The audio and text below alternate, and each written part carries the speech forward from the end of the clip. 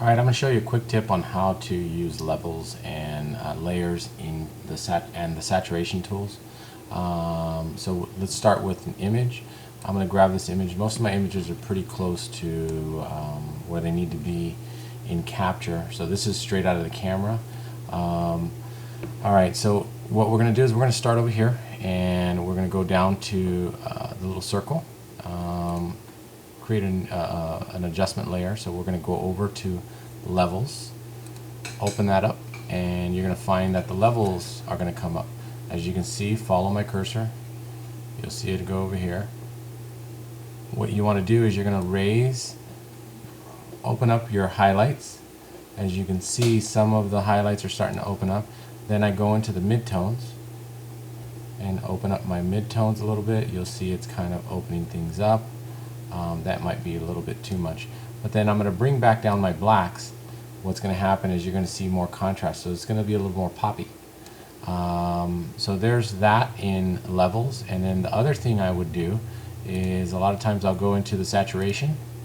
And in my saturation tool, I'll go over to the saturation section and I'll increase it, average sometimes about anywhere from 9 to 10.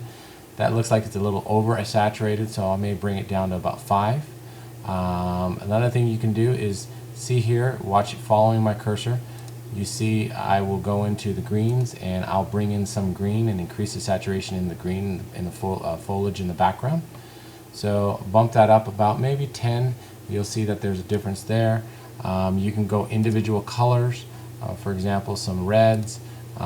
Do realize though that some of the reds will bleed into some of those oranges, so you can select the pin drop or the dropper tool and come over and select this red here or pink or whatever color that is, and then you can increase the saturation there. So anything that is in that range will increase that saturation.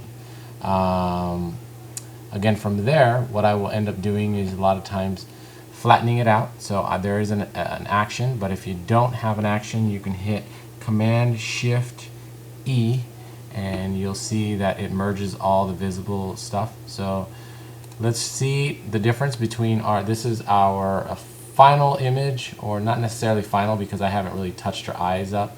That's another completely different tutorial. But this is an original image right out of the camera, which already looks good. But you'll see the difference here. There's a little bit more pop. You got some good skin tones. There's plenty of other stuff that I can do, but again, that's another tutorial. So hope this helps, and if you can, leave a comment. I thank you for it. And again, this is Miguel Pola with Miguel Pola Photographers. Thank you so much.